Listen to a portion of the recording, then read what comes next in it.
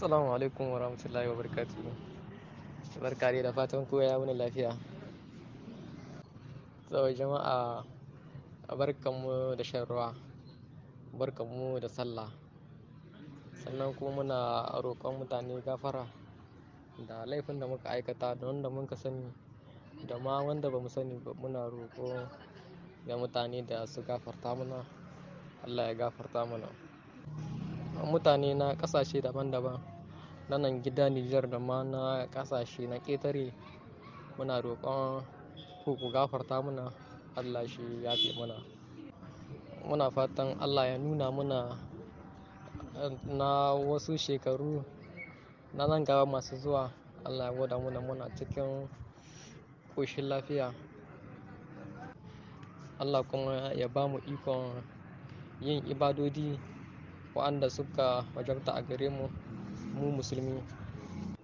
Sannan kuma muna yi ma mutane marasa lafiya waɗanda a asibiti da ma gidajensu waɗanda ba su da lafiya, muna roƙon Allah ya ba su lafiya. Sannan kuma muna roƙon Allah da duk wani mai niyya ta alkhairi ta kowace hanya, muna roƙon Ubangiji Allah ya kama mashi, ya cika wannan burin nashi, ya taimaki al'ummar musulmi. Muna addu'a duk wani mai niyya ta alkhairi Allah ya ba shi ikon cika ta. Da wannan daman ne mun kai amfani domin mu roƙi al'umma gafara. Lallai shi laifi ba a ce ba a yi ba, ana yin shi.